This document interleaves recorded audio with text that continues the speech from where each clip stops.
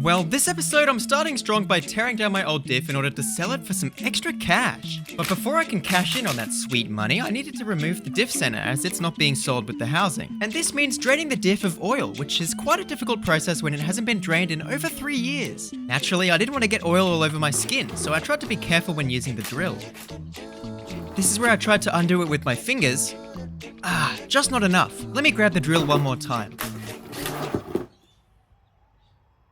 I then rotated the housing so that the center was at the top and the Diff drain would oil to the bottom. Then I proceeded to start undoing all of the bolts that hold the center in before realizing one thing. The axles need to be removed in order to get the center out. And if this isn't a testament to how this build is going to go, then I don't know what is. I didn't even remember how to remove the Diff center from the housing, but I got it done, and when I did, using the money I'd earned, I bought a basic patrol upper truss from DFI, signed Fab Industries, and also a Minecraft smartwatch from Target. So while my watch charged, I opened up this truss and test fitted it over the housing, this way.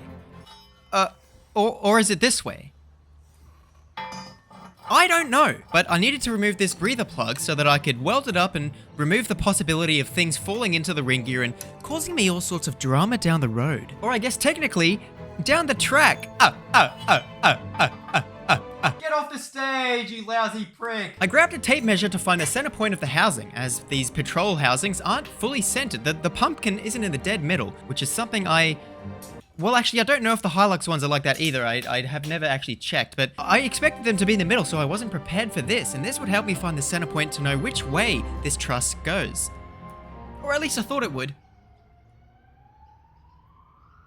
With a vague idea of what to do, I grabbed a grinder with a stripping disc and started taking off the paint and grime that had been built up over the however long this has been here. I then busted out the welder and tacked in the end plates to the truss. Oh yeah, now that's the stuff. And if you look at my glove, you can see just how much I need a new glove. But now that I have these plates welded on, it's time to mount it to the Diff. Indefinitely. Now the thickness of the sheet used to make the truss is 6mm, but I don't want to warp the Diff by pumping too much heat into it during the welding process. So I'm opting to use the settings for 4mm sheet to try and keep the heat down. And if you're following along at home, use the settings as a guide and then tweak them from there. Just bear with me a second as I get the settings just right.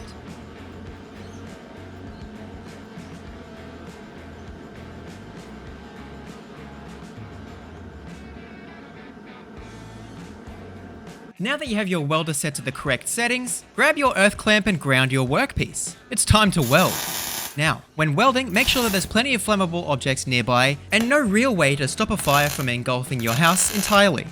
This is a log of me saying that I should have actually painted the inside of that. Well, I decided to keep on working anyway. I drew up a couple trusses on some steel that I picked up. It was 102 by 76mm RHS, and I made sure to label each side so that I wouldn't get it wrong, because I would get it wrong. I then took the two trusses and laid them on top of the Diff, taking a look at my handy work. To get them to fit how I wanted to, I had to do a little bit of trimming around the edges to make them fit nice and snug. So I spent the rest of this afternoon meticulously taking off millimeters at a time with my angle grinder, until I was somewhat happy with the result. The next day, I planned on cleaning everything up and welding it to the Diff. Yes, it is the next day, it's just I only have the one set of clothes that I go out and do all of this work in, and ew, dude. I know. Now, with that truss off, I took a grinding wheel and cleaned up the entirety of the surface that will be encapsulated inside of this brace. I read that the best way to prevent rust on the inside of objects is to use some sort of weld-through zinc paint. So the idea is to coat the entire piece in a layer of this paint, and then using the welding process, the heat turns the paint back into a liquid, releasing its molecules into the metal. This infusion creates a magnetic field around the object, which causes the rust to fly away. I'm kidding. It actually casts a magic spell on the metal and makes the rust turn into a little green goblin and run away. There goes one now. With sufficient protection provided by this spell, it's time to start welding, but first off I had to cover up the little breathing hole plug. Of course, by removing this hole, I'll need to drill another one and tap it, but that's going to be a problem for another day. Now, a problem for this day though is making sure that everything is square and straight. So I used my average male-sized spirit level to make sure that everything is spot on. It looked to be, so I tacked the truss on alternating sides and placed the braces on as well, making sure that they were also level with my average male-sized spirit level.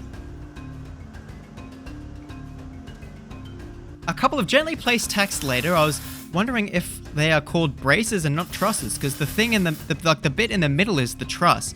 Do these also count as trusses? I hope so, because it's in this video, and this videos on the internet forever. I don't want to look like a fool as I sit here with my male average sized spirit level. But I got the other side all leveled and tacked off as well. And voila! At the end of the day... Hang on, what was that? I said voila. Yes, I do speak Italian. That's French, you idiot. Speak one more time, man. And the next day, I got an engine crane borrowed from a neighbor because I needed to set the ride height of this car correctly. Right now, it's up way too high at the back and it's not level with the front. Yes, this is one of those problems that I should have thought about before removing the rear diff, but I was fortunate enough that my neighbor had one that I could borrow. And for those of you wondering, for ride height, I'm going for something near about 22 to 24 inches of ground clearance on the lowest part of the frame, not including the transfer crossmember. And right now, it's sitting at about 32. At this point that I realized I had nothing to actually lift the car with, I didn't want to just put the hook on one of these holes here. I needed to equalize the equilibrium. So I grabbed a tie down that had a 2-ton lashing capacity. Now, even though the strap performed perfectly, it's not rated to do this at all. It's a whole different type of strap. So please, just because you saw me do it here, don't do it yourself, okay? Once the car was lifted off the jack stands, I was able to lower them down to the correct height.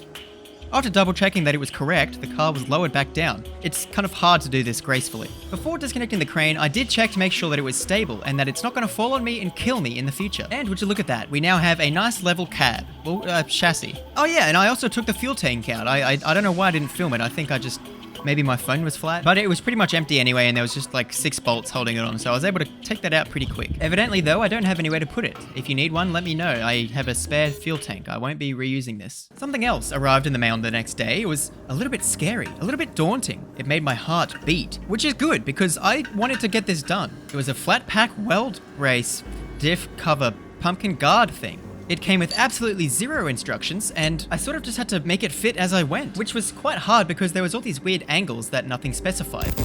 After tacking it all together, I realized I had an issue though. But I can place it on, and it fits nice, right? Like all of the sides are touching. In order to get the sides touching, there's these big gaps. So, not really sure what that's about. Actually, you know what I reckon it is? See that gap there? I didn't rotate this top plate. I think that this top plate is meant to be at more of an angle, but I evidently didn't do that. You idiot! That's why it's not fitting. Look, it's fine. I took it off, welded it all together, and filled those gaps. Wow, would you look at that? A perfectly made and welded, no gaps at all, rear patrol diff guard. Don't worry, there's going to be a lot of cleanup that I do to this before it actually gets fitted to the diff. It looks kind of disgusting right now. But for now, I'm going to keep welding the diff brace on the diff over the next probably 2 months. And that's probably not even an exaggeration. At this point, I've done like maybe 2 stitches a day because I'm a little bit busy. But that's fine because it means that it won't warp, right? Right?